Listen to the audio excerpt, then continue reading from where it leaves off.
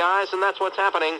I'm Joe Tollison with 2020 Sports on WFAN, the flagship station for New York Knicks basketball. Hello, this is Jack. Sports Radio 66, WFAN, New York. Well, good afternoon to you, Steve Summers here, and to you, Bear and Joan Chin, and Stevie Cohen on the other side of the glass, 718-937-6666, number to call, as we proceed for the rest of this afternoon until Mets baseball at 1 o'clock with a Saturday schmooze, with a schmear. And you know from the number, 718-937-6666, on your fan, New York.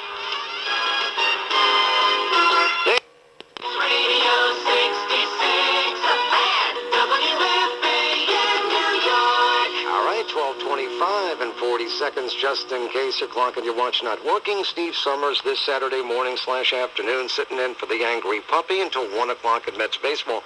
This Saturday afternoon on your fan, New York City, Steve Summers sitting in for the Angry Puppy this Saturday afternoon along with Joan Chin and Stevie Cohen on the other side of the glass, 718-937-6666 on your fan, New York.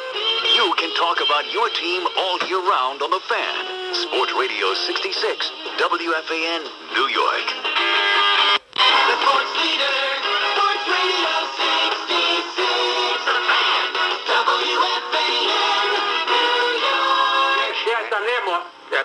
Full strength for the play. I couldn't agree with you more, and that is going to hurt the Knickerbockers for the rest of this series and any more series that the Knicks might be in, because Patrick Ewing is just not 100% and probably hurting more than he's letting on. Thank you all for listening and for calling and for the whole thing. And again, you got the Mets baseball coming up in a few moments right here on your fan, New York City. Stick around and thanks. Radio 66, the Fan, WFAN. We're at Tilly's. 104 to 94 as Michael went back to wearing number 23. God. Series tied at 1 each. He said enigma. No, Lou, I said an enigma. Wait, no, but you said you moron. God almighty. If your radio sounds funny in the morning, you're listening to Imus in the morning. Glenn Harris, a phys ed teacher, is apparently bouncing around the country with a 15-year-old student, an honor student. What kind of age disparity? That's disgraceful. Isn't it though? Sick. I hate to see that sort of thing. He was last seen in an Auto Body Express shirt. Imus in the morning on the Fan, Sports Radio 66, WFAN. WFAN 2020 Sports. Good morning at 8 o'clock. This is John Benko. I mean, I would be tremendously disappointed in this team if they didn't win a Game 5. And then see what they can do on the road in Marcus Square. It's going to be a deja vu. Going to be in the same building on almost the same night a year later on a Friday night. Almost exactly a year later. All right, to make that, then we'll get into sports now on the other side, so stay with us. Sports Radio 66, the Fan, WFAN. WFAN 2020 Sports. Good morning at 9 o'clock. This is John Benko. Got me running, got me hiding, got me run, hide, run anywhere you wanna let it roll. Yeah. Imus in the morning. I done packed my bags, lined up some hags, trying to tighten up these facial sags. Got some crystal meth, a gram or two of blow, heading out west with the I-Man show. Hey, Imus, king of rock and roll here, son. I guess that ain't how Vegas is anymore, though, right, Hoss? Bumming the king out, man. Now they got all this wholesome family jive going on. Ain't the way it was when the king was playing there, let me tell you. I'll be up all night after my show, shooting stuff, getting fried, eating fries, running babes through my room like they was lined up for an FDA pork chop inspection. You know what I'm saying, son? I guess you can't even say that kind of stuff anymore here in 1995. Have some Susan Estridge-looking mama land on you with both feet, screaming some kind of harassment. Hey, speaking of pork chops, you see that NBC Maxi series on Naomi and Winona Judd? Mini-series, eh? Not with Winona in it. Been working up a little tune about it. Goes along something like this here. Food can build a bridge between your heart and mine. Winona's in the fridge, looking for the wine and the chicken wing. Or the swine, as in the picnic ham, Imus. Jesus, the thing that ate Ryman Auditorium. Of course, now that we've been privy to this here miniseries, no wonder poor old Winona consumed everything south of Cincinnati. I mean, I thought I had a dysfunctional family. Forget about it. Naomi's on this here spiritual journey, hunting for the lost gospel of Shirley MacLaine, for crying out loud, vacillating between going anorexic on us and mainlining cheese whiz, and suffocating little Winona with some psychotic over-affection, or hanging her up by the butt flap of her Dr. Denton's out back by the birdhouse so starlings would peck her. What a flake. Oh, hey, speaking of pecker, is that there Aunt Margaret still in Vegas? They must be using her for a planter by now, I guess. But there was a time, Hoss, when that sumbitch could flat out make you wish you'd taken your rhyme with your mama Ginsana, son. Wake up in the morning and not only couldn't you make your noodle sit up, you couldn't even make the damn thing al dente. Now, there's your pasta firmness joke, son. Well, let me out here, okay? Hey, ain't Winona horny for some yacht broker in Tennessee or something? Warning, buddy, don't let her on the boat. You think young America's slow? At least the f***ing thing floats. See ya in Vegas. See ya in Vegas.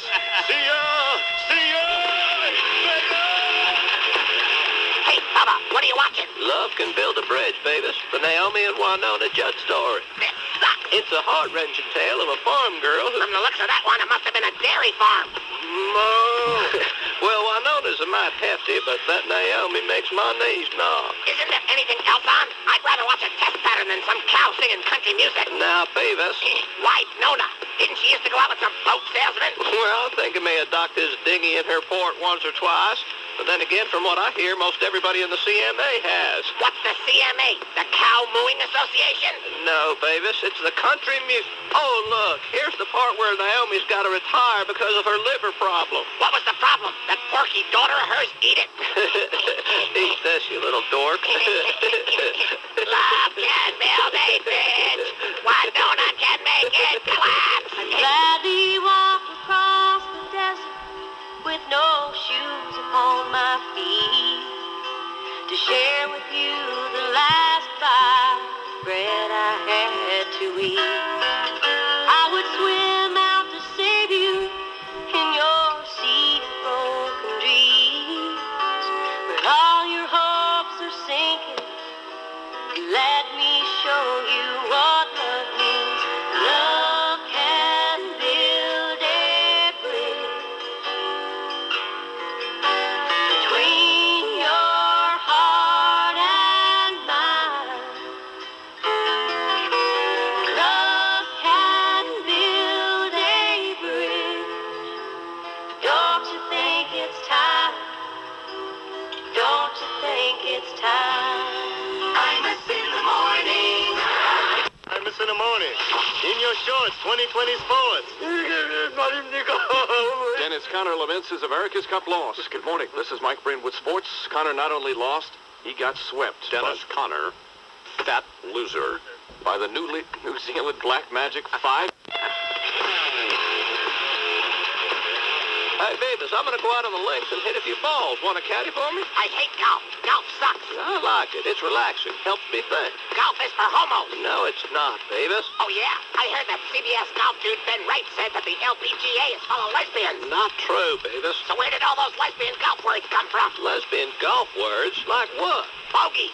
Birdies. Now, how are those lesbian golf words? A bunch of chicks who look like Humphrey Bogart, checking out each other's birdies. You're such a buttwad. No, really, check it out. How about mashy? That's a lesbian word. Beavis. And niblet. Niblet. Beavis, a mashy niblick is a sex iron, not a lesbian sexual technique. Okay, so not all women golfers are lesbians. I forgot you played with Paula Jones. Well, I didn't exactly play golf with Paula Jones. I just showed her my putter. You said putter. Hole in one. Shanked her good. Hole in one. Well, we're all going to be at the Mirage Hotels on Thursday morning and Friday morning, broadcasting from our affiliate there in Las Vegas, Cape Edge. So why don't you get everybody together, meet us there, the Mirage, Las Vegas, Thursday. Take about 10 grand in there and put it on that roulette wheel, Chuck. You know what I'm saying? Imus in the morning. Some people go... Marchese Cohen for the 9X Mobile Fan Highway Patrol. Well,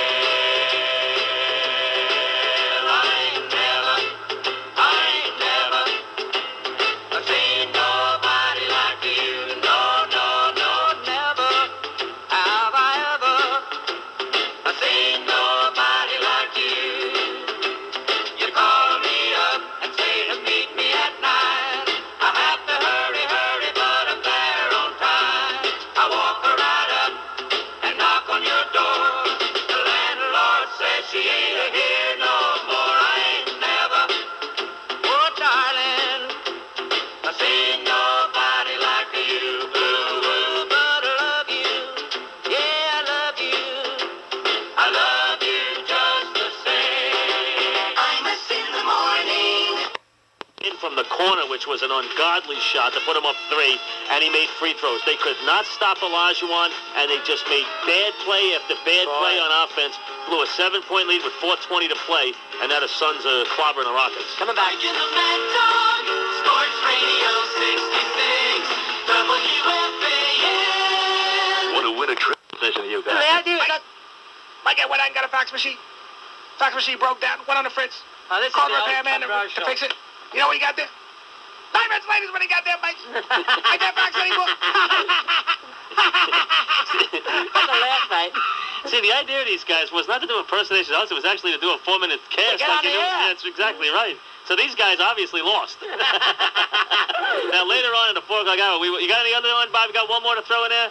Howie Rose one. Oh, let's hear Howie Rose. Okay. Let's hear a guy impersonating Howie Rose. Go ahead.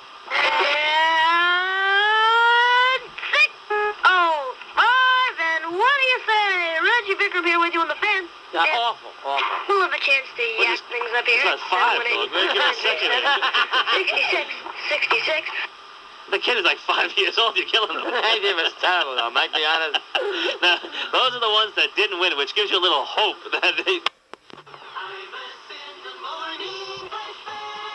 Imus in the morning here on KTUC in Tucson, Arizona with former New York rock and roll legend Scott Minnie. Nice career move. Scotzo. With all the controversy over the merger between CBS and Barry Diller's home shopping deal, it makes me think that what he should really be doing is joining ESPN with Court TV and coming up with a 24-hour OJ channel. Not that we need another one. Yeah. I want my OJ TV. Hi, I'm Nina Totenberg. Coming up, the surreal world, and OJ TV Brentwood Beach House. But first, here's the brand new video from 3 for the Defense. Suppress the evidence. You know America's addicted when the shut-ins aren't all cheesed off that their favorite daytime dramas are being preempted. And why should they? Sex, drugs, murder. This is a soap opera that beats As the World Turns any day. As a matter of fact, this heinous event in American legal history is too much like what the average housewife witnesses during any given episode of Days of Our Lives. Our sensibilities were dulled long ago by severed penises, pedophile pop stars, and siblings with bad toupees who shotgun their parents.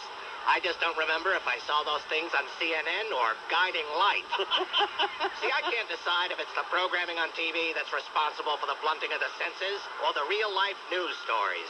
It's hard to tell, because they rate video games like Mortal Kombat to protect kids from seeing the cartoon blood, but show actual footage of the red-soaked sheets covering the bodies in the alleyway round the clock.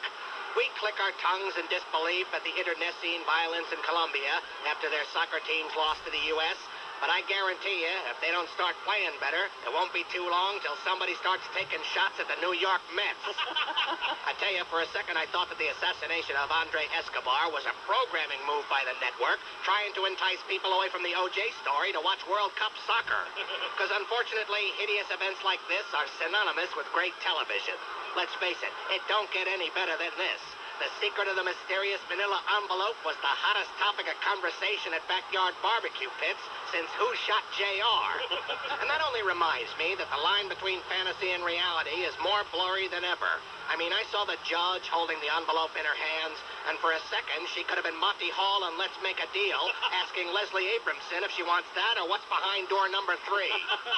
Distraught neighbors with accounts of a bewildered pet dog wandering around with blood on its paws. Did they start rerunning Twin Peaks? I overhear Peter Jennings talk about how many hairs does it take for a viable forensics test, and I think it's the setup to a tasteless O.J. joke. By the way, the only punchline I could come up with for that one is 2. One for the ski cap and one for the Coke can.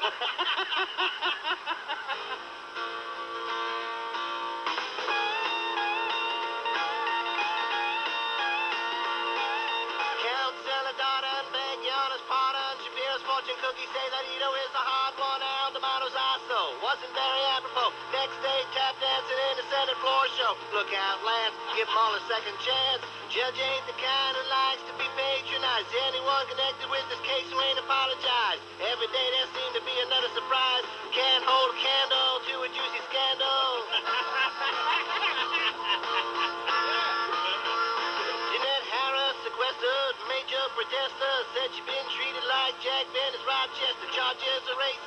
made it full of criticism. It's the kind of thing that they love in yellow journalism. Look out, Lance, she wanna dance. Somebody please explain to me the theory of conspiracy. This is about a murder, not an exercise of bigotry. Everyone forgot this is a heinous double felony. Watching this thing's become the trial of the century. I hate to admit it, OJ didn't commit it. After cross-examination, I think Dennis Funk did it. Poor boy's a nervous wreck, hammered by the pencil neck, sweating like he's trying to pass a loan shark a rubber check. Look out, Lance, witness wet his pants. It ain't on to sympathize, all the deepest wanna do is badger and antagonize. But Dennis ain't the one who should be penalized. Barry Sheck ought to get that nose of his circumcised.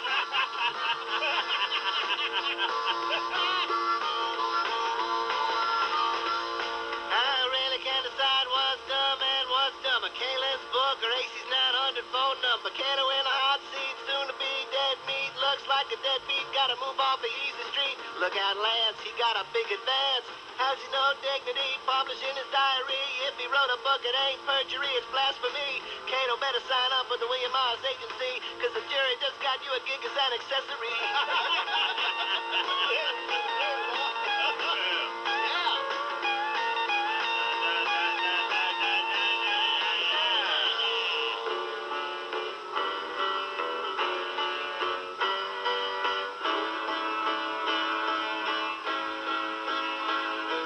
Once upon a time you dressed so fine, you threw the bums a dime in your prime, didn't you?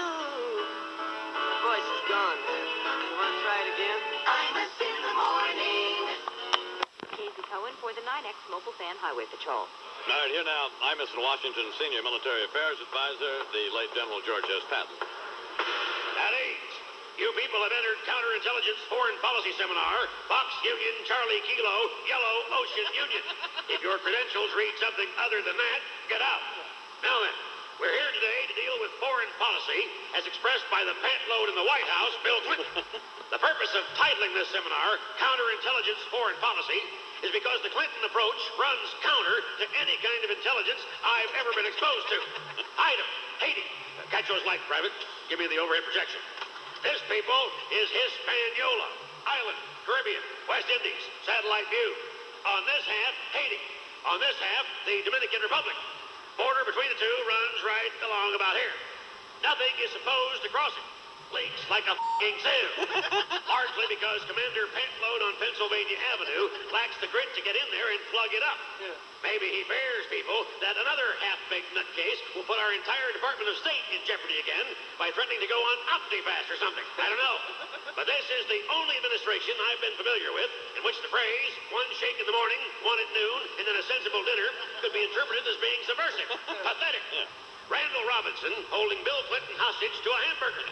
Although, when you think about it, it's likely not the first time Bill Clinton has been held hostage to food.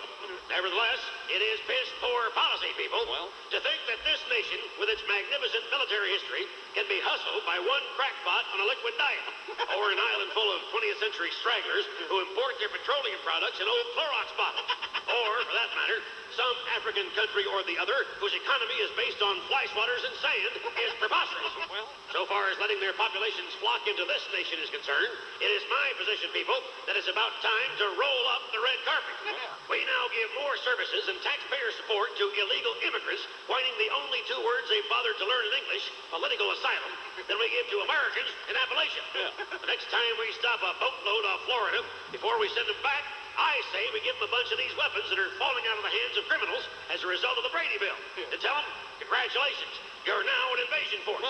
Go change your own damn country if you're so f***ing dissatisfied with it. Enough sobbing on the feet of the Statue of Liberty every time some voodoo grocery store runs out of Marlboro Lights, coconut oil, and abracadabra beans. Let's review.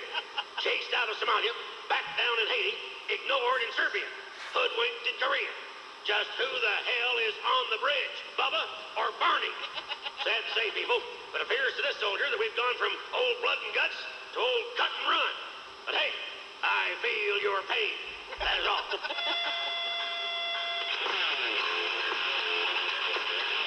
Hey, Fathead, check it out. It's the new Meatloaf video. You ass munch. That's not Meatloaf. That's the president. Oh, I thought like Meatloaf had like cut his hair and gained weight. Yeah, he's gained the weight of the world on his shoulders. Why is he on MTV? I don't know. I think this is Bill Clinton unplugged. Cool. Is he gonna sing that song about that chick?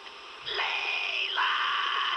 Nah, he's answering questions from teens concerned about violence in America.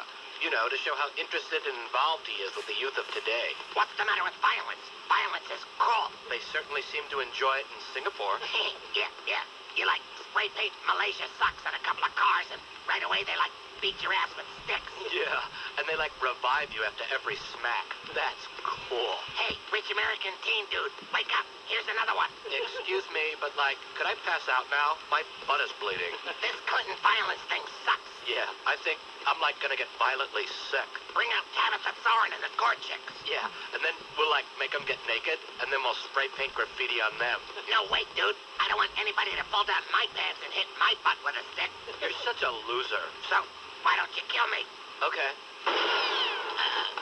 Hello, this is Clarence Thomas. You'd never know it by looking at me, but I used to be just another misogynistic circuit court judge. But then one day, one of my friends in the Senate gave me a book. An 8,200-page diary, actually, written by a man who had devoted his entire life to using sex as a weapon. Bob Packwood. And after I followed his method for sexual harassment, I ended up as an associate justice on the United States Supreme Court. Thank you, Bob Packwood. It's here, the book everyone's talking about. Hi, my name is Mike Tyson. I used to be shy around girls. That is until I found the Bob Packwood method. And just look at me now. I'm in jail, doing hard time for sexual assault. I guess it worked a little too good for me, huh? Thank you, Bob Packwood. Hey, guys, discover what millions of men are finding out every day. It's fun to sexually harass women in the workplace, on the street, wherever. And with the Bob Packwood method for sexual harassment, it's never been easier. Megadittos, friends. Rush Limbaugh here. You know, it's tough dealing with these feminazis. You can't hold doors open for them. You can't buy them dinner. How's a single guy supposed to get laid? Well, I'll tell you how. You play the averages. Be crude, sexually suggestive. Eventually, you'll find a babe who gets turned on by that sort of thing, and boom, you're in the sack plowing her back 40. How do you do it, you ask? Easy. The Bob Packwood method. Thanks, Bob. Be one of the millions of men who subscribe to the Bob Packwood method and make his many years of experience work for you. Order now. Hi, this is Ted Kennedy. I don't need to tell you how much I've learned from Bob Packwood. I recommended his method to both friends and family. As a matter of fact, I loaned my copy of his diary to my nephew Willie. And that very same night, he was tackling Patty Bowman out on our back lawn. Thank you, Senator Bob Packwood. Hello, this is Bob Packwood, Republican from Oregon. And let me tell you, we don't call it the Beaver State for nothing. Remember, not only am I the creator of the Bob Packwood method for sexual harassment, I'm also a client. Hi, I'm Mr. Napoleon. This is WFAN in New York. It is time for the news, and here with the...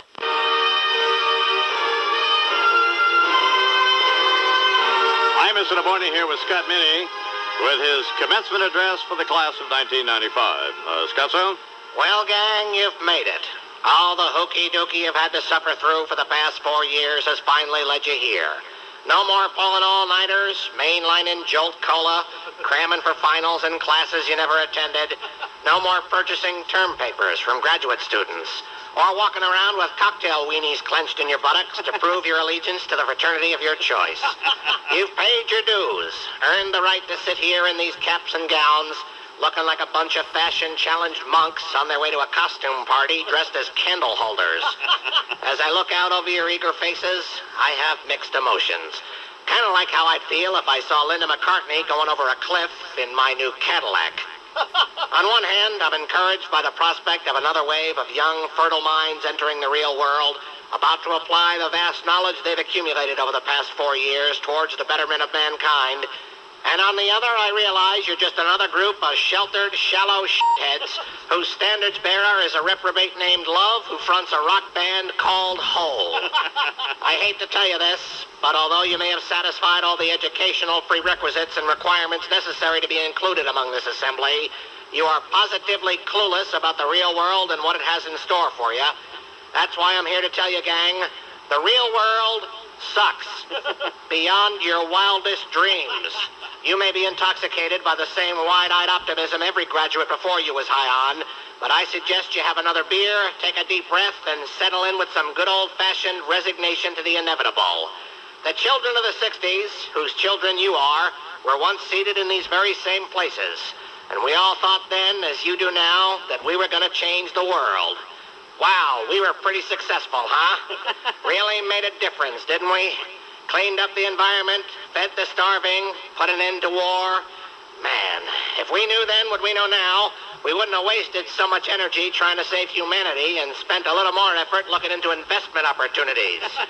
So take the benefit of our experience, save yourself a lot of aggravation, don't try to save the world, concentrate on making as much money as you possibly can, retire at an early age so you can enjoy it before everything blows up and civilization as we know it becomes the living incarnation of a Stephen King novel.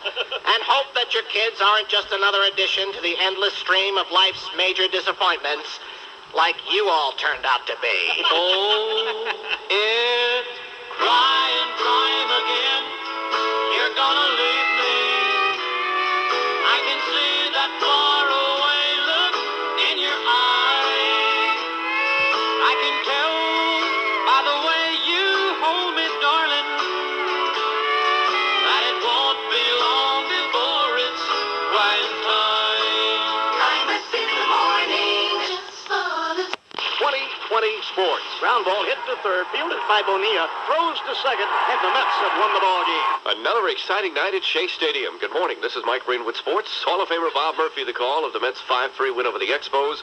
Manager Dallas Green pleased with his troops. What we've accomplished, we're proud of what we accomplished. Dallas Green, manager of the New York Mets. Jesus, man. Is that my drink? Does he only give interviews when he's drunk? Huh? Yes, only the post-game variety. It's team policy, I mean. Other scores, Braves blank the Rockies 4. Peter Moss and Killers 5 from Warner Books.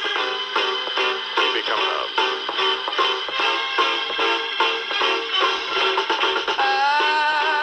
in the morning. Heard all about.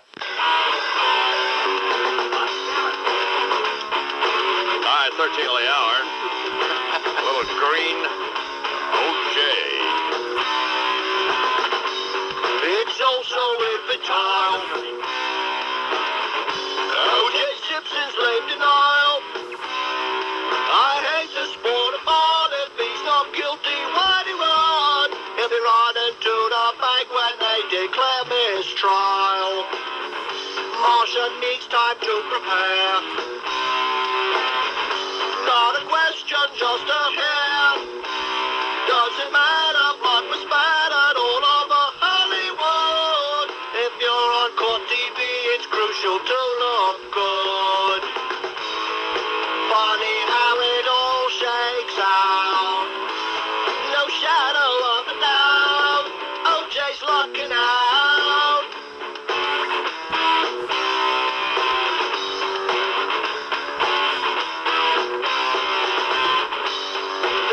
Is getting pissed.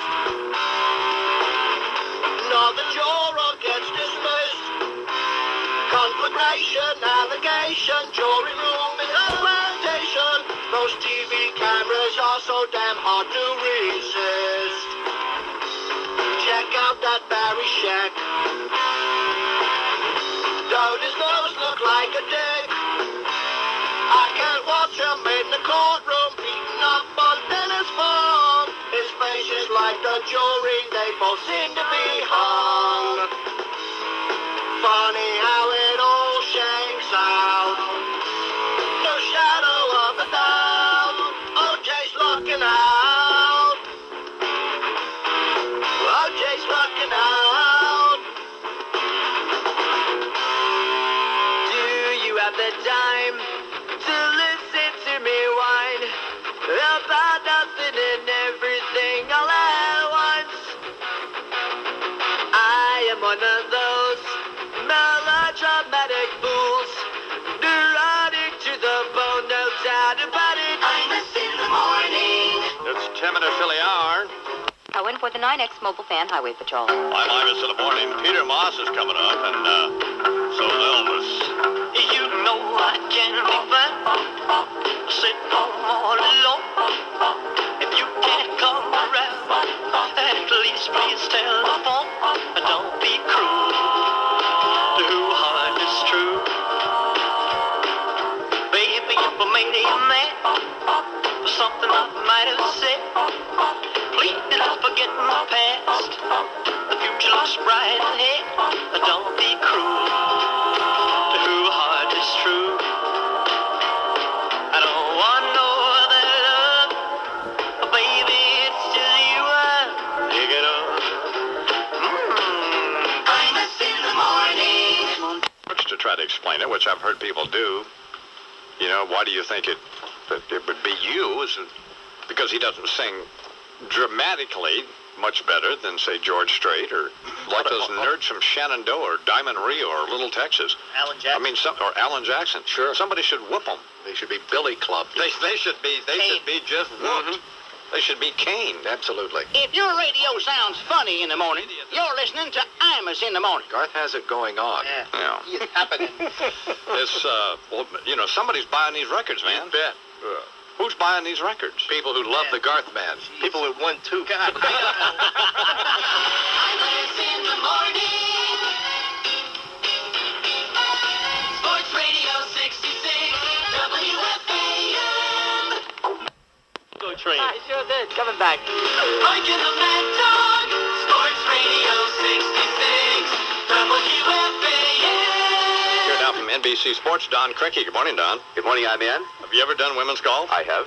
So apparently at least Ben Wright says the lesbians are ruining the tour, but that hasn't been your experience, has it? Well, there's some things you just don't do. I mean, you like Screaming Jay Hawkins, right? Yeah. But you don't want him singing the Ave Maria. No, you don't. Your radio sounds funny in the morning. You're listening to Imus in the morning. Apparently when the blood testing came back, Johnny Cochran went to see O.J. and said to him, you know, there's some pretty bad news, but there's some good news. And O.J. said, what's the bad news? Well, Johnny said, there's matches all over the place. There are bloods at your house, and your blood's at theirs, and you're totally implicated. O.J. composed himself. He said, well, what can the good news be? He said, O.J., your cholesterol's below 130. Imus in the morning on the fan. Sports Radio 66, WFAN. WFAN 2020 Sports. Good afternoon at 3 o'clock. This is John Minko.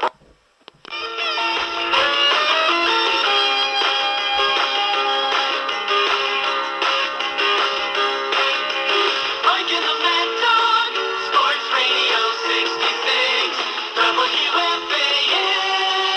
In sports, quickly, the Bulls over Orlando, 104-94. As Michael went back to wearing number 23. God. Series tied at 1 each. He's an enigma. No, I said an enigma. Wait, no, but you said you moron. God almighty. If your radio sounds funny in the morning, you're listening to Imus in the morning. Glenn Harris, a phys ed teacher, is apparently bouncing around the country with a 15-year-old student, an honor student. That kind of age disparity, that's disgraceful. Isn't it, though? Sick. I hate to see that sort of thing. He was last seen in an Auto Body Express shirt. Imus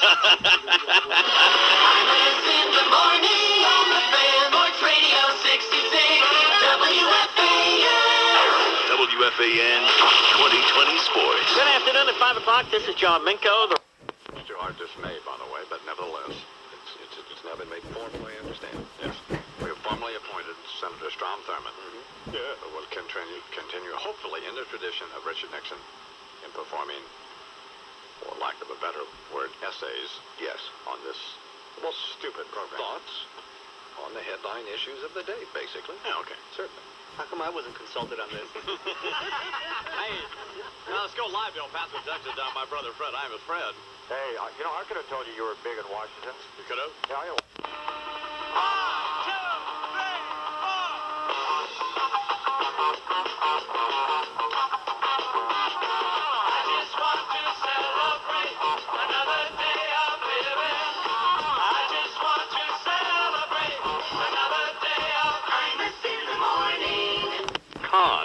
On the Imus in the morning program, nationally syndicated gossip columnist Liz Smith. Good morning, Liz. Ah, to be in the French Mediterranean in May. What a dream. Couldn't be any better if I were here to play golf. Let me tell you, not even the smarmy denizens of Hollywood could sully the experience of the annual film fest here at Cannes. Don't let the fact that the weather's positively divine make you think I'm merely slacking off, relaxing in the sun. I'm at this very moment hard at work, covering the comings and goings of the glitterati. Oh, Cabana boy, more Bande de Soleil here, please. Merci. This is the place where all the major wheelings and dealings in the international movie market happen. Pretentious cocktail parties aside, this is no highbrow festival. Remember, this is the event that single-handedly made Pia Sedora a household name. Cannes isn't much about art as it is about gross B.O. And by that I mean both the above-the-line box office as well as the smelly armpits of the European distributors. Where else would you find genuine talents like cinematic wonderkind Quentin Tarantino hobnobbing with the likes of New Line Cinema president Michael Lynn? Pulp Fiction was a stroke of true genius, and yet somehow the quirky artiste isn't given as much respect as the guy who helped bring you the Jim Carrey oeuvre. I mean, Dumb and Dumber and the Mask's box office take exceeds the gross national product of most European countries. Does that say something about the degeneration of civilization or what? Cabana boy, what do I have to do to get another Kia Royale over here? Merde.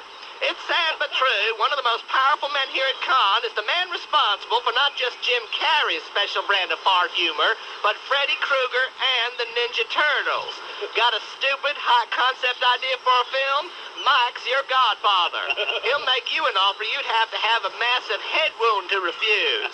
He's New Line's license to print money, and it's positively nauseating to see everyone lining up to kiss his formidable ass.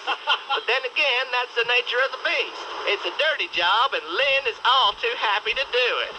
What is it about him that seems to be attracted to the basest, most common denominator? Other than his fondness for small green prints of historically important deceased Americans. I have done some major detective work, and I think I've uncovered the tragic flaw that led Mr. Lynn down the road to financial amelioration. He represents the other toilet humor baron, media icon Don Imus. I guess what they say is true.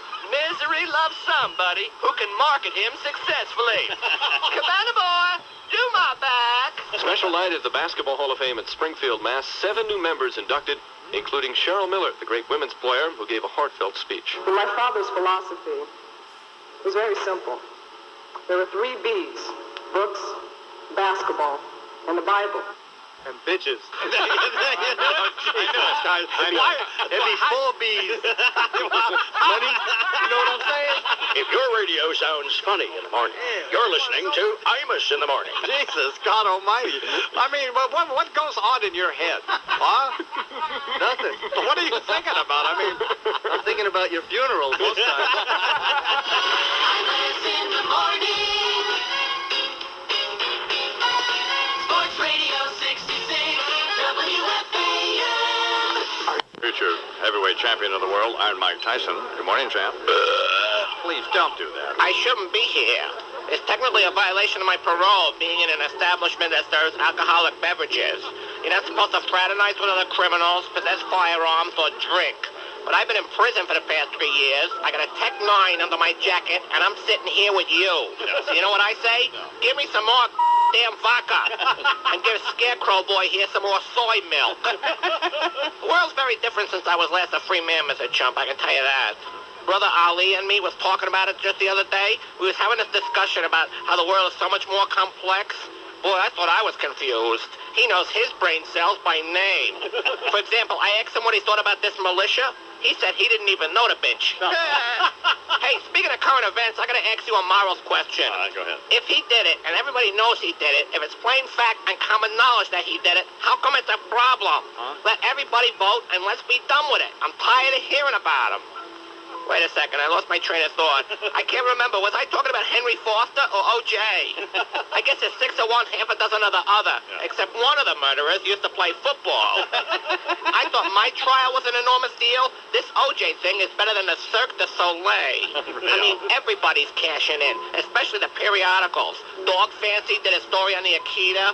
Arthritis Times, or whatever it is, did an assessment of O.J.'s inflamed joints. I'm surprised Ring Magazine didn't analyze the boxing strategy he employed when he was beating up his wife. What these people are going to do once the trial is over? So many of them are relying on it for their bread and butter. What's Kathleen Sullivan going to do besides eat all that bread and butter and then have to do more than fat shake commercials? Geraldo Rivera's going to have to go back to having skinhead Nazis punch him in the nose. Johnny Cochran's already planning his next case. Right. Brother got so used to being in the public eye, he had to attach himself to the next big thing. I was wondering how he was going to get involved with the Oklahoma City deal without actually having to defend Timothy McVeigh. I wasn't surprised he filed a class action suit against a fertilizer company. He's certainly qualified. After being O.J.'s lawyer for so long, he know a lot about bullshit. Oh, hey, there's Brother Ali. Ali, over here. Uh-oh, he thinks the coat check booth is a men's room. I better go get him before he pees in somebody's hat again. Shut up. Baby, you gotta love it. Imus in the morning, 20/20 Sports. And low to Campbell. Turn, underneath, finger roll, in and out. No! How could that...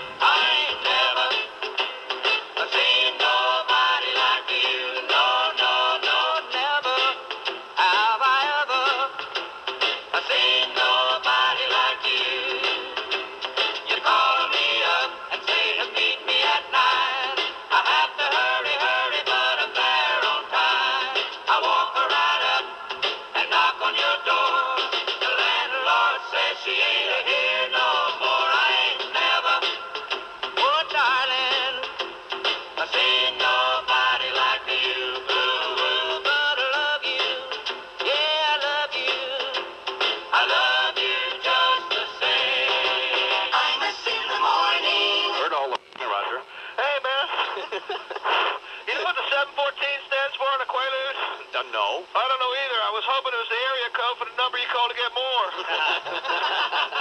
I don't think so. Hey, you coming to the wedding this weekend? No. Why not? Well, me and Molly are doing the deed. I mean, we're making it legal. We already did the deed. That's why we have to get married. My brother's my best man, you know. Really? So I'm waiting for the bachelor party to end all bachelor parties. Mm-hmm. And then he goes and gets nominated as the nation's standards bearer for sexual abstinence. Although he's probably perfect for that position. He smoked pot, but he didn't inhale. Yeah. He invested in a land deal, but didn't make any money. So I guess now he's going to say it's okay to have sex as long as you don't enjoy it. Damn, I thought Hillary was going to be jumping out the cake. Well? Do I have the worst luck or what? Yeah, probably. Hey, you think it's possible that the 714 and the Quaalude can be for how many you can do before you OD? Well,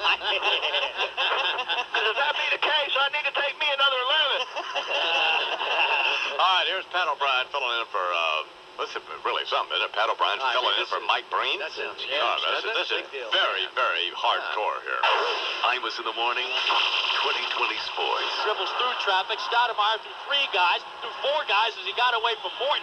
Weak trying to chase him down. What an exhibition of dribbling. This is a feed load of hose for the dunk. Oh, man, what an exhibition by Stoudemire.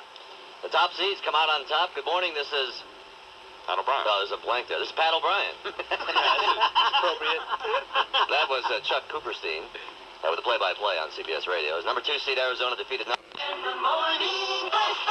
The following is a response to an extension of free broadcast time offered to the senior senator from the state of Massachusetts, the Honorable Edward M. Kennedy. Thank you very much for this unprecedented consideration. I am deeply appreciative.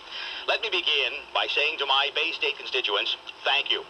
In your wisdom, you opted to counter the prevailing angry mood in our nation and hold on to your vision of a better future by rejecting the siren call for an ill-advised return to the past that seduced so many of our fellow Americans.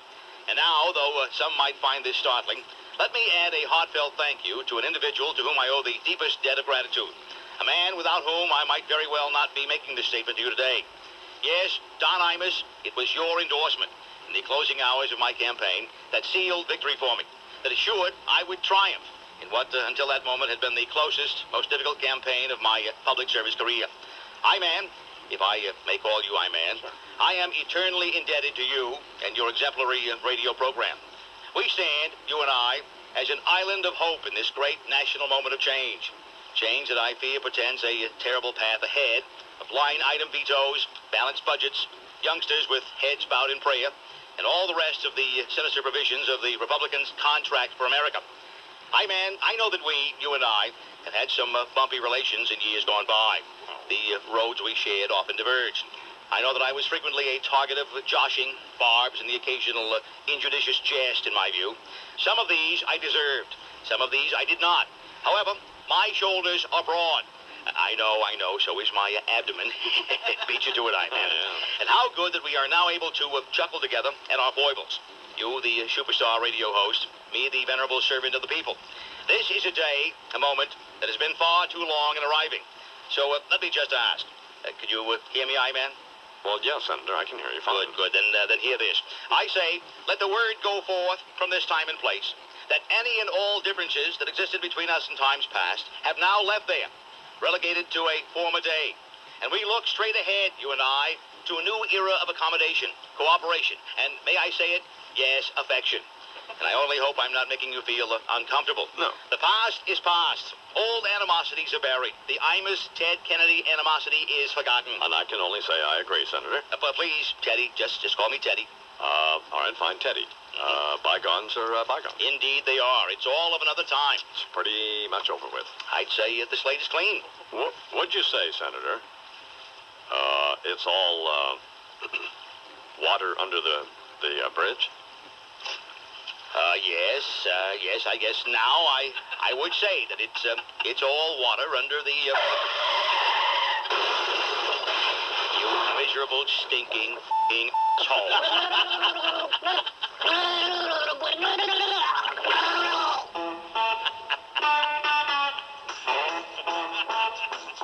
I'm gonna tell you a story.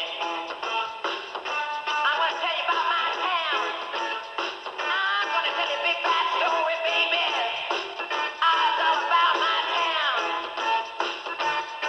Yeah, down by the river, down by the banks of the river Charles. That's what's happening, baby. That's where you'll find Imus in the morning.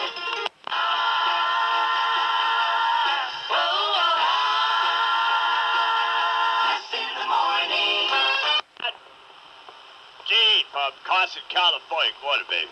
Good morning. Mama, what's the deal with that stupid haircut and the white jumpsuit? Shut up, Bavis. I'm gonna say. Bright light city, better save your soul, 'cause there's no telling what'll transpire. Our man in Vegas gonna take control, wearing Santa Fe thread attire. What you see there in the lobby, it ain't no mirage. It's Imus and Chuck with the whole entourage. Prepare yourself for a hate radio barrage. Imus Las Vegas. Imus Las Vegas. There's a show in the main room with a nude chorus girl singing about that old time rock and roll. But Imus on the phone with Dan Rather and D'Amato talking O.J. Newt and Bob Dole.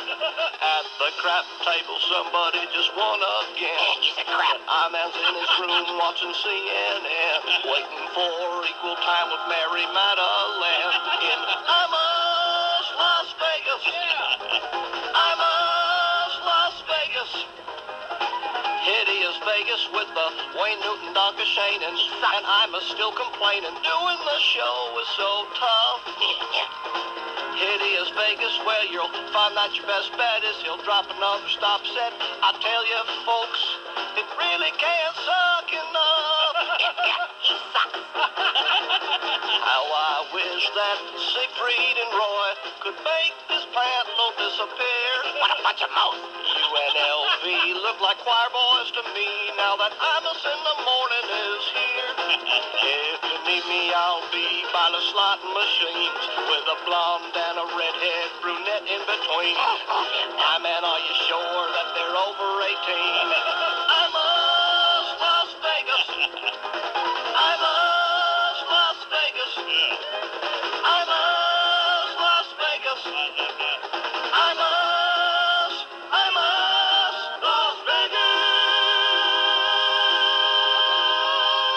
special night at the Basketball Hall of Fame at Springfield, Mass. 7 new members inducted, including Cheryl Miller, the great women's player who gave a heartfelt speech. My father's philosophy was very simple.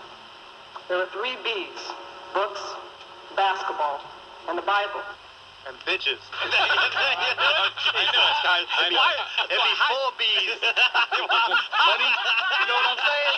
If your radio sounds funny in the morning, you're listening to Imus in the morning. Jesus, God almighty. I mean, what goes on in your head? Huh? Nothing. What are you thinking about? I mean, I'm thinking about your funeral most times. Imus in the morning.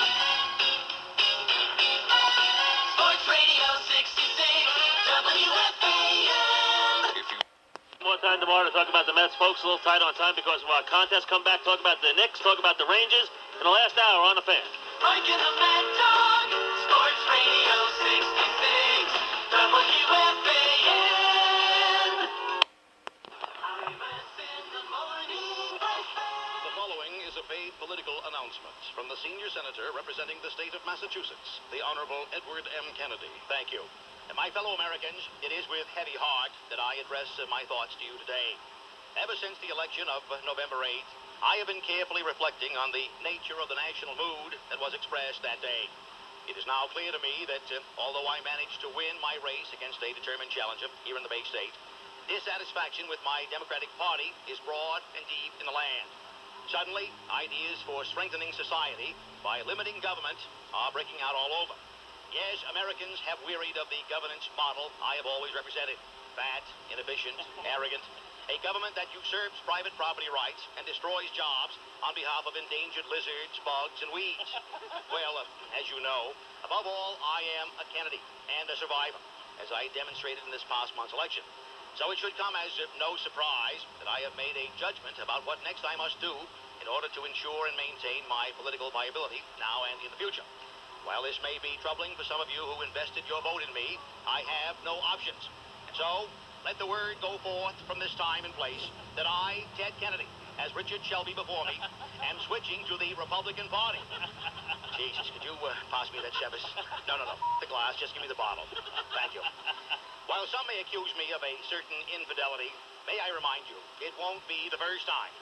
I now stand foursquare behind the message that you, the majority, sent to the country and the Congress November 8th. That blow-dried, pandering pantload in the White House can't suck enough. A rotten counterculture McGovernment if I ever saw one. Yes, I hear your cry. Up with Mary Madeline, down with Barbara Streisand.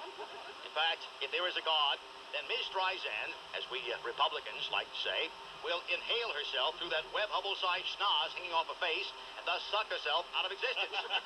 Indeed, having seen the new political reality, I now find myself with an overwhelming need to feed PCB-contaminated snail darters to spotted owls. I joined Senator Dole's call for bombing Croatia by dropping Serbian Muslims on Serbians, or whatever the heck they are, thereby eliminating the whole problem, getting those krauts and frogs off our backs. End welfare as we know it. Turn the infinite blocks of our nation's abandoned ghetto buildings into orphanages. Up with Bill Bennett, down with Bob. Finally, stop the threat of epidemic sexual disease by herding our nation's gay people together and require their participation in a condom distribution program mandating that they unroll the devices and pull them over their heads. Now then, to be sure, some will raise the cry that Ted Kennedy is engaging in pure political opportunism in switching to the Republican fold. Simple survival expediency. Guilty of trying to clamber aboard the nearest life raft in a tidal wave. Guilty of... Here we go.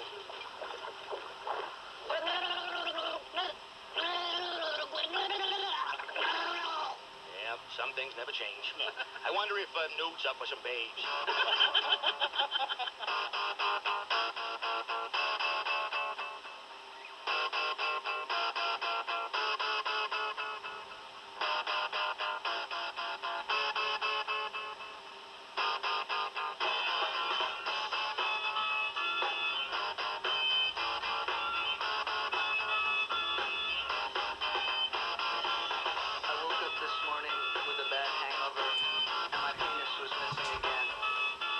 All the time.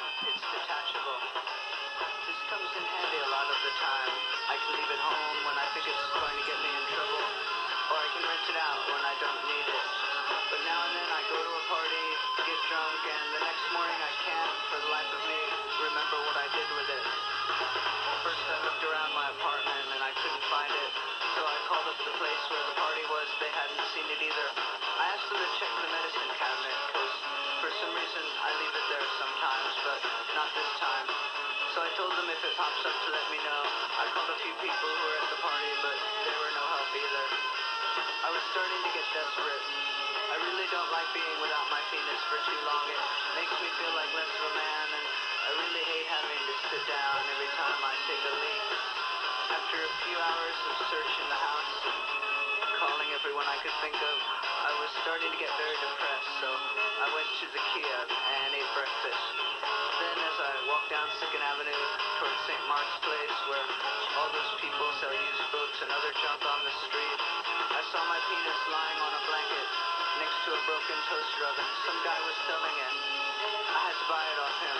He wanted $22, but I talked him down to 17.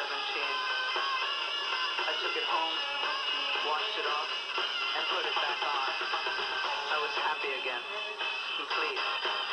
People sometimes tell me I should get it permanently attached, but I don't know. Even though sometimes it's a pain in the ass, I like having a detachable penis.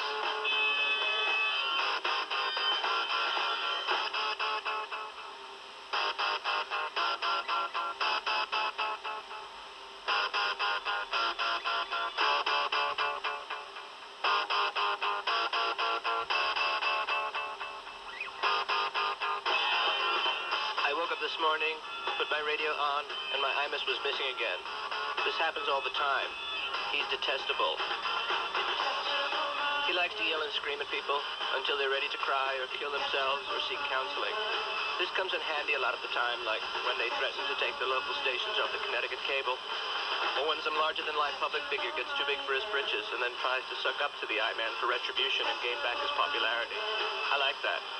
I also like when he talks about how much juice he has, or how everybody's fat and not getting it done, and how sick he is all the time because all he ever does is run, lift weights, and eat broccoli, and how much the women's love him, and how he has nowhere to go on Thanksgiving. I called a few people to see if they knew where he went, but no luck.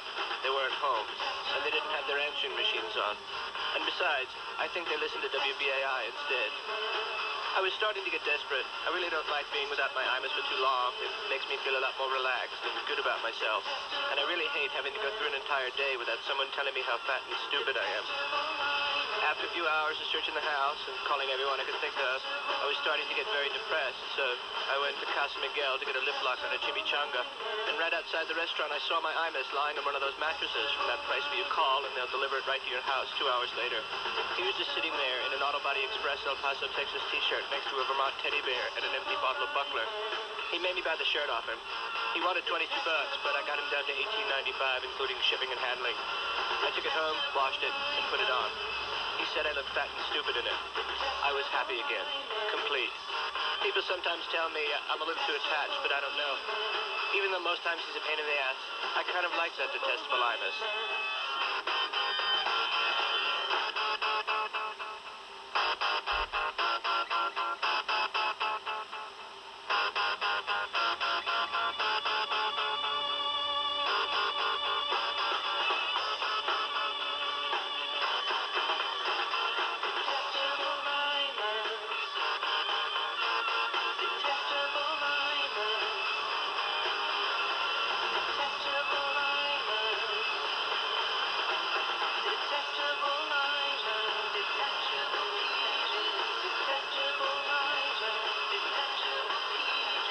Congressman Franks is coming up. What up, B? Shit, stop. Can we have a colorblind 4 hours here? With you? Does it matter? The man has some melanin in his pigmentation. No, Let's get past that. Of course it does. You know, you just don't get it, do you? He has great ideas. Yeah, his idea is not to get bogged down with that Umgawe and Fumi and the rest of those morons in the Black Caucus. That's what his idea is. If your radio sounds funny in the morning, you're listening to Imus in the morning. morning? Well, generally, you don't. Traditionally, the Republican Party is not the party of black Americans, is it? Well, it is becoming more so. But I don't want to sound like a total redneck racist nitwit. Yeah, turn your mic off.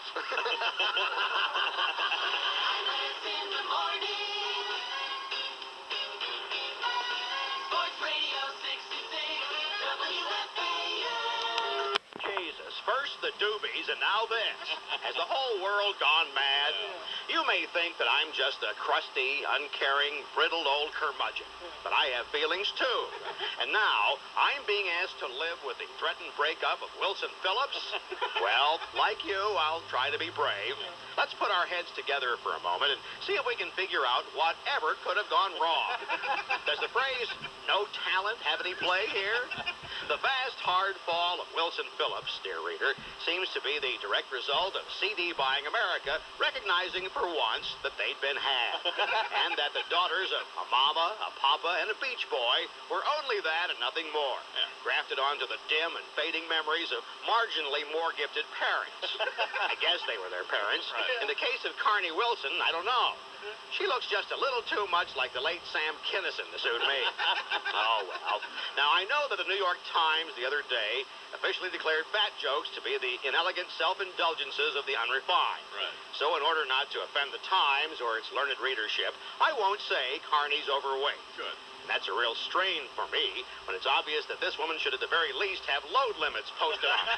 But I digress. Yeah. So, what did go wrong for Wilson Phillips? Charles Koppelman, chairman of our gal's record company, SBK, which stands for Not Getting It Done, wrings his pink little manicured hands over the cancellation of a tour that he says caused us to lose 2 months of the best weapon we have, the girls themselves. What are we talking here? Some sort of nuclear triad? Some weaponry. There's the one who we can't call fat, who nevertheless has the figure of a standpipe. Then her sister, Wendy, with the slightly befuddled expression of the girl in Spanish 2, who really should have repeated Spanish 1. And finally, China Phillips, whose strongest suit is that her breasts spill out of her gowns like a pair of rump ropes, as she pouts like the chick we all remember whose nickname was Chicago, and who'd do it for anybody, even the guys in math club. And if the worst does happen, if Wilson Phillips does split up, what then? Well, Carney says, we feel we have other talents. But that implies there was an original talent area they'd be shifting from. Pardon me, Debbie Boone, but I don't think so. Carney and China say they want to pursue acting. It strikes me it'll be a long chase. And Wendy is interested in writing and already has a full set of crayons. Even flesh, chirps our budding scribe. Note to Nora Ephron. I wouldn't put the condo in the market just yet. So while it still may be a tad premature, let's get it over with and bid farewell and bon voyage to Wilson Phillips. Too bad. Oh, well, at least we still have the Judds. Excuse me? How's that? Really? When the did that happen? Hi, here's Ali Marchese Cohen now with the 9X Mobile Fan Highway Patrol. Good morning, Ali. Hey, Beavis, welcome to Las Vegas. Cool. Let's get some free booze and find us a couple of hookers. Now, Beavis, Las Vegas isn't like that anymore. It's a resort that's fun for the whole family. Yeah. Outlet malls for mom, amusement parks for the kids, and free booze and hookers for the dads. There's so much to do here, I don't know what to do first. Check out the Elvis Museum or the 99-cent shrimp cocktail buffet. I want to play Keno. I want to see him sing the pirate shit. I want to see Pat Cooper play roulette. I want to see the volcano erupt. I want to see Marty Allen and play blackjack. I want to see Siegfried and Roy make their tigers disappear. I want to see Siegfried and Roy make their penises disappear. Siegfried and Roy don't make penises disappear, Beavis. That's not what Penn and Teller said. I like Las Vegas because it's symbolic of America. A glamorous, exciting place, rich with bounty and financial opportunities everywhere you look. Hey, Bubba, look at this. I'm a slot machine. Pull my lever. Pull your pants up, Beavis. Want to see me make it disappear? Jackpot. Beavis and Bubba here on the Imus in the Morning program. It is 6 minutes past the hour, and we are in Las Vegas, Nevada at the Mirage Hotel, broadcasting on the facilities of our affiliate here in Las Vegas. And their call letters are... KVEG. An observation and comment on headline issues of the day. Imus in Washington's senior political advisor, the late Richard M. Nixon. Fine. Let's get this one in the can, okay? Imus in the morning. All right, Jeez. what's the matter? What's the matter? I'm exhausted is what's the matter. It's Vegas, baby. I've been up 254 hours straight, hanging at the blackjack table with a bunch of people who look like Cato Kalin, Aunt Bee, Deion Sanders, and Ricky Lake. Trying to get dead tickets and still working the two clowns who do the cat in the hat trick. Siegfried and Roy, or Carvel and Magala, whoever the heck it is, and still make your show. My God, it's a good thing I'm not alive, because if I were, I'd be dead. You know, J.D., anything you need to become familiar with regarding this town, I can tell you. Okay. Oh, yes, very tight with the powers that be. You see, years ago, I was quite close to Howard Hughes. The man owned everything here, as you may recall. A genius of a fellow and quite accommodating, really, until he, came down with the mother of all attention deficit disorders, huh? Grew that long hair, the fingernail fetish, the deep paranoia, the phobia about germs, screaming fits, rage, money obsession. Wait a minute, that's you? Anyway, I understand you want to go out and visit Dover Dam. I can give you specific directions, Dono. When you leave the hotel, you take this street right out and... No, it's Hoover Dam, named after President Hoover. Not Dover Dam? No. Named for Lou Dover, the great fight promoter who's put together so many fine cards here in Las Vegas? No. Well, fine. Find it yourself. Anyway, very quickly, for the edification of yourself and your fine staff, here's a brief Richard Nixon wagering tutorial. As you may recall, I was one hell of a competitor at the poker table of politics, Dono. Keep up holding there at Watergate, but you don't win every pot, as you know. And that's why, J.D., I now try to avoid, games involving, thought, thinking, damn it. I simplified by going to the slots. I don't know, it was just natural, manipulating a lever up and down. I fell right into it. It's all on the wrist. In fact, I'm selling my own video course on it. 12 cassettes. Dick tips. How to be clever when pulling the lever. $249.99. Interested? No. Well, that being the case, I hope you lose your lungs. Final thought, Dono. Did you happen to see the judge on Oprah the other day? No. The Baywatch cast need not worry. With Naomi in the middle, it looked like a propane tank and a weather balloon flanking a swizzle stick. Ow! And that's a yank of the old one-eyed bandit with Dick... one-armed bandit. You yank what you want, and I'll yank what I want, okay? Dick Nixon, deceased former president of the United States. All right, here now from Santa Fe, New Mexico, my brother, Fred Imus. Hey, what's happening, Dave? Shut up, you old baller. It is, man. Bald-headed old fool. Well, I can tell you the two happiest people in the country today. And they are? President Clinton and Marge Schott. Why? Well, look at who the Republicans are lining up. I mean, Clinton's got to feel good about getting reelected. Right. Dick Lugar, Arlen Specter, whose own family probably hates him. And that pig-suckling toad from Texas, Phil Graham. Here, I'm telling you something about that guy. But how does a guy raise $4 or $5 million in one day when a monkey knows he'll never be president? If your radio sounds funny in the morning, you're listening to Imus in the morning. Thank God that balanced budget amendment failed. Why? Do you want, even if they voted against it, Yeah. do you want people like Kay Bailey Hutchison and Sonny Bono playing any part in changing the Constitution? Imus in the morning. Sports Radio 66, WFAN. Hi, we're at the... My tears have stopped falling. The long, lonely nights are now at an end. The key to my heart you hold in your hand, and nothing else matters. We're together again. Imus in the morning. I love Bulls over Orlando, 104-94 as Michael went back to wearing number 23. God. Series tied at 1 each. He's an enigma. No, Lou, I said an enigma. We know, but you said you moron. God almighty. If your radio sounds funny in the morning, you're listening to Imus in the morning. Glenn Harris, a phys ed teacher, is apparently bouncing around the country with a 15-year-old student, an honor student. That kind of age disparity, that's disgraceful. Isn't it, though? Sick. I hate to see that sort of thing. He was last seen in an Auto Body Express shirt. Imus in the morning. Sports Radio 66, WFAN.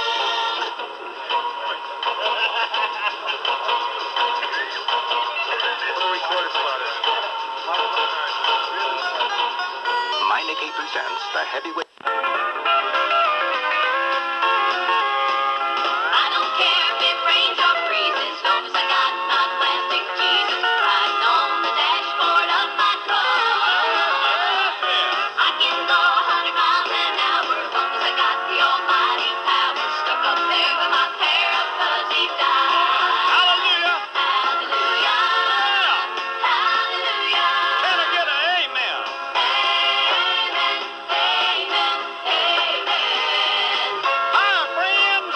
It's a right Reverend Dr. Billy Saul Hargis praise Jesus, God's other son, bringing you the word this morning from Las Vegas, Nevada. The gold buckle of the gold mine, now that I think about it.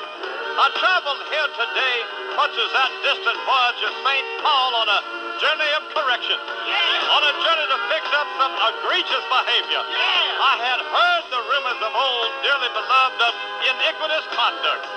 Rumors of lamp-post Lolitas, loose-lipped, and swivel hips. Mixing up DNA deposits with any Tom, Dick, or Harry with a twitch and a 20. Yeah, well, yes, you happen to be right, friend. No is the answer. Dr. Hargis came here figuring on having to throw them all out of a sordid and defiled temple. But what did he find? A redemption convention? Somebody's been through here with the refrain train. Instead of some sin-soaked Sodom, we got us a shrine of family values, friends, where R&R stands for Ralph Reed. Little children's running all over the place, leaping on roller coasters, moms and dads holding hands and making sappy goo-goo eyes at each other. Where'd the ladies of the night go, brethren? They run them out of town. Where'd the muggers, thuggers, and butt buggers go? They run them out of town and to Santa Fe. Where'd the big bucks, progressive jackpots go? Well, let me answer that for you. Nowhere. They're still right here. Somebody say amen for double zero now. So I know you're wondering how to say thanks. Thanks to visionaries like Brother Stephen Wynn for turning Las Vegas into more than just a stop for pop, but also a mecca for little Rebecca pressing child. It's easy, friend. Send me a love bet. You heard it right. Now you can play the doctor's Neuter lottery. Thanks, Steve. Thank the Lord. Thank Jesus. Thank Billy Saul Hargis. And let me put a $25 flow into this thing, okay? My game of probabilities and expectations, because what you get is probably not what you expect. Friends, won't you bow your heads now? Ain't no way you're winning today. A preacher is a croupier. Call me cheap, call me a louse. I'm calling you a loser because Jesus is the house. Can I get an amen now?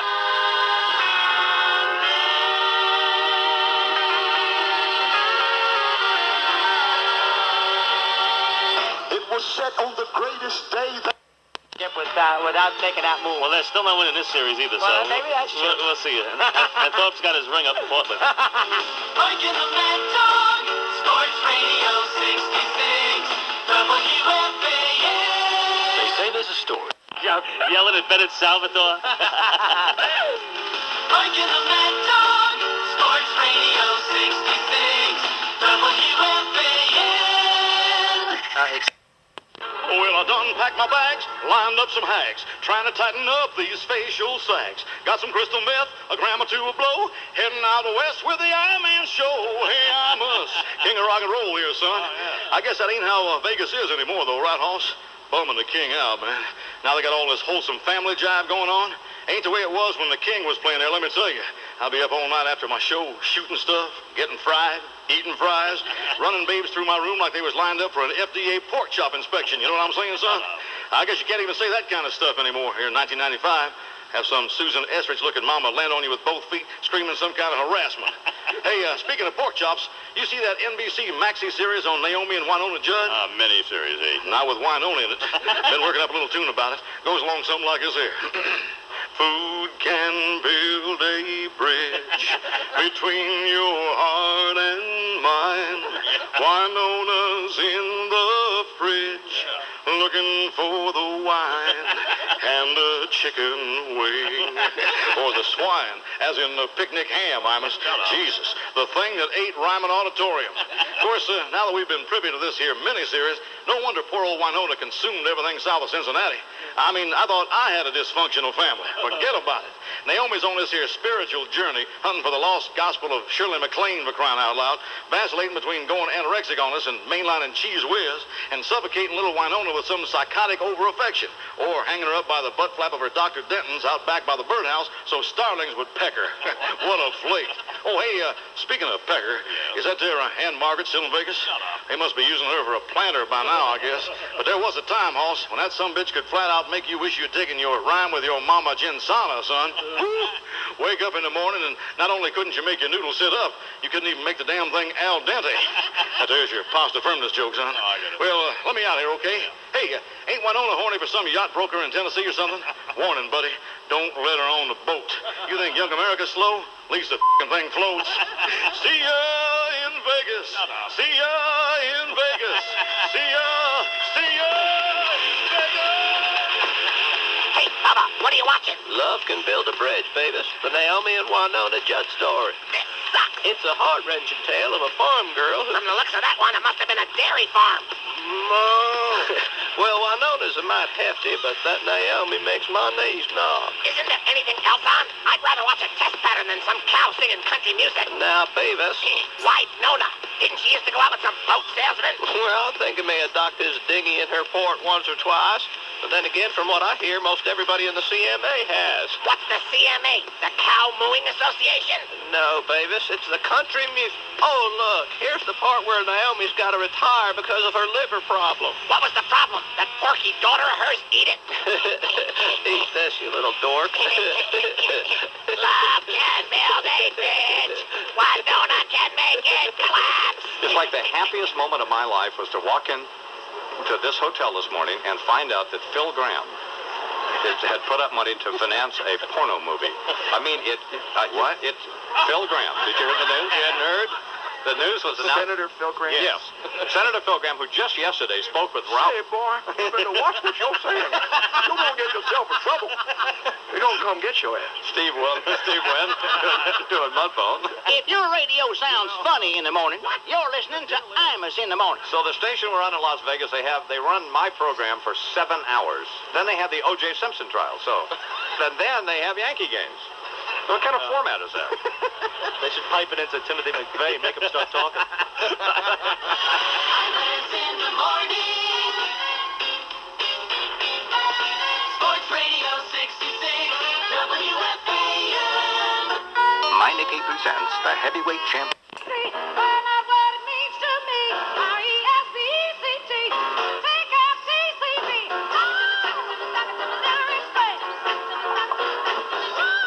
Imus in the morning. There's always something.